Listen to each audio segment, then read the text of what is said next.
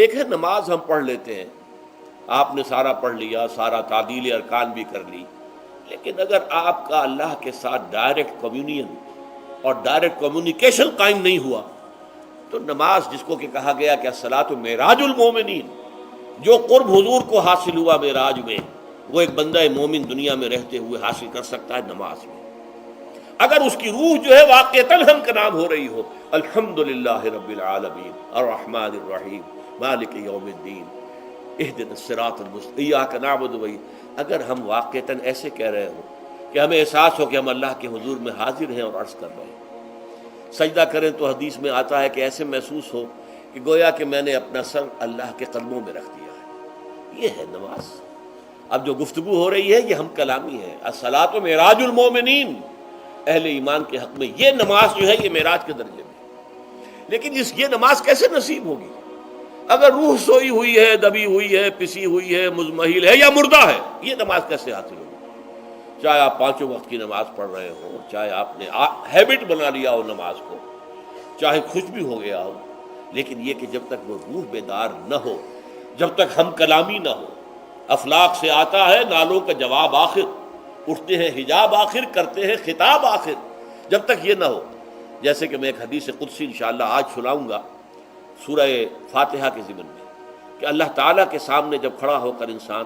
جب کہتا ہے انی وجہت وجہی للذی فطر السماوات والارض حنیفا، دائیں بائیں سے بالکل اپنا تعلق کاٹ کر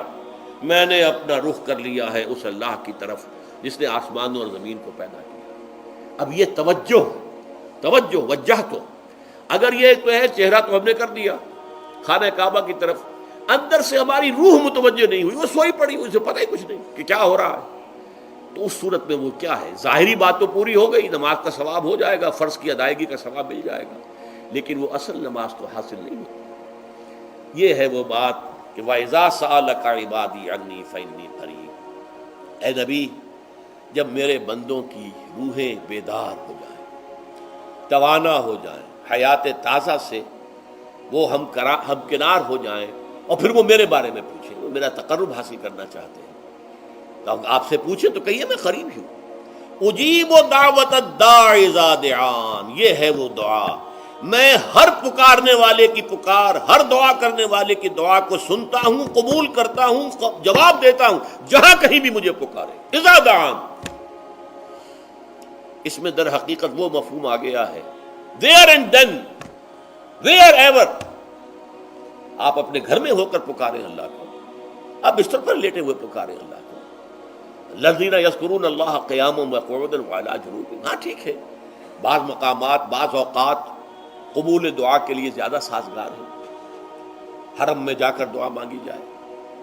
اور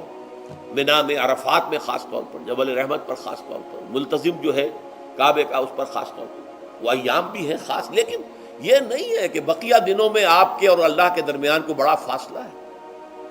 یہ سارا دنیا میں مشرکانہ نظاموں نے تصور پیدا کیا، اللہ تو دور ہے دور ہے دور ہے دور ہے، پاک ہے پاک ہے پاک، تم ناپاک ہو ناپاک ہو ناپاک ہو، اور تم تو بڑی پستی میں پڑے ہو، تم اللہ سے براہ راست ہم کلام نہیں ہو سکتے۔ کوئی درمیانی چاہیے، کوئی لنکس چاہیے،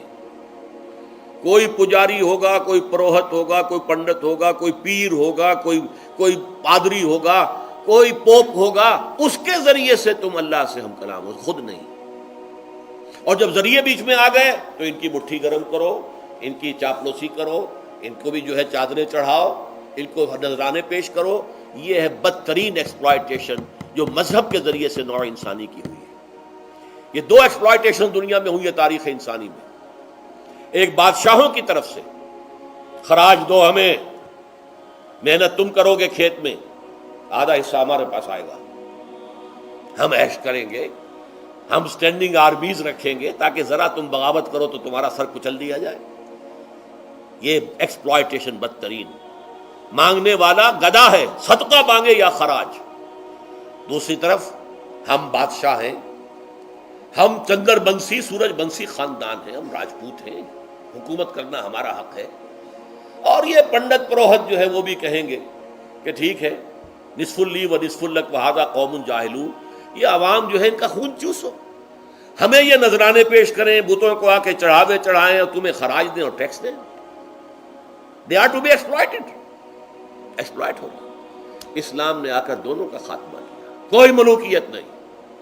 زکوٰۃ ہے تو غربا کے لیے، بادشاہ کے لیے نہیں ہے، یہ تو غربا کے لیے، لہذا کوئی ٹیکس نہیں۔ نمبر 2، اللہ سے ہم کلام ہونے کے لیے کسی دربان، کسی جو ہے پہرے دار کی مٹھی گرم کرنے کی ضرورت نہیں، جب چاہو ہم کلام ہو جاؤ۔ دل کے آئینے میں ہے تصویر یار، جب ذرا گردن جھکائی دیکھ لی۔ یہ تو تم ہماری طرف متوجہ نہیں ہوتے، ہم تو ہر وقت کہتے ہیں، ہر شب کو آخری لمحات جو ہیں، آخری جو گھنٹے ہیں رات کے، سمائے دنیا تک ہم نزول فرما لیتے ہیں تمہارے لیے، اور پکارنے والا پکارتا ہے، حل من مستغفر فاغفر له، ہے کوئی استغفار کرنے والا کہ میں اسے بخش دوں؟ حل من سائل فاعطیہ، ہے کوئی مانگنے والا کہ میں اسے عطا کروں؟ تم ہی سوئے رہتے ہو، انٹا غفیر رہتے ہو، تمہیں ہماری طرف توجہ نہیں ہے۔ اگر ہماری طرف متوجہ ہو جاؤ تو جیسے کہ اقبال نے کہا کہ میرے لیے یہ دربان جو ہے، پیران کلیسا کو کلیسا سے اٹھا دو، کیوں خالق و مخلوق میں حائل رہے پردے،